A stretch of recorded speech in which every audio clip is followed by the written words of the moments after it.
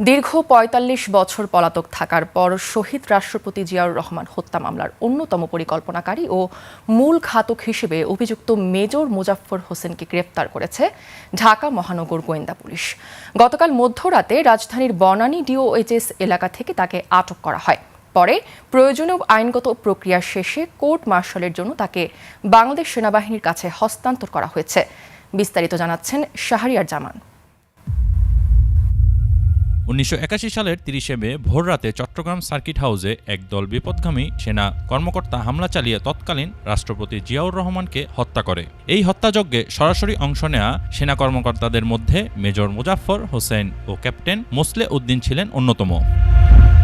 মামলার বিবরণ অনুযায়ী মেজর মোজাফফর হোসেন প্রথম রাষ্ট্রপতি জিয়াউর রহমানকে শনাক্ত করেন এবং তাকে লক্ষ্য করে সরাসরি গুলি চালান। হত্যাকাণ্ড নিশ্চিত করার পর তিনি চট্টগ্রাম সেনানিবাসের ২৪ পদাতিক ডিভিশনের তৎকালীন জিওসি মেজর জেনারেল আবুল মঞ্জুরকে টেলিফোন করে জানান, the president has been killed.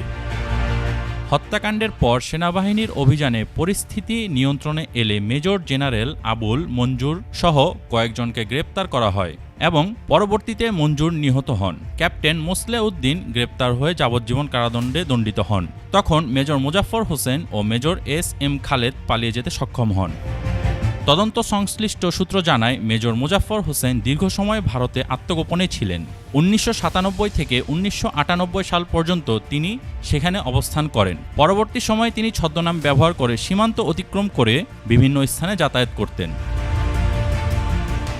অবশেষে ৪৫ বছর আত্মগোপনে থাকার পর ঢাকা মহানগর গোয়েন্দা পুলিশ তাকে আটক করতে সক্ষম হয়। তার গ্রেপ্তারের মধ্য দিয়ে দেশের অন্যতম আলোচিত রাজনৈতিক হত্যাকাণ্ডের একটি দীর্ঘদিনের অমীমাংসিত অধ্যায়ে নতুন অগ্রগতি এলো।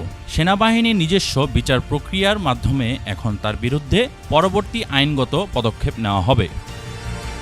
শাহরিয়ার জামান, ২১ টেলিভিশন, ঢাকা।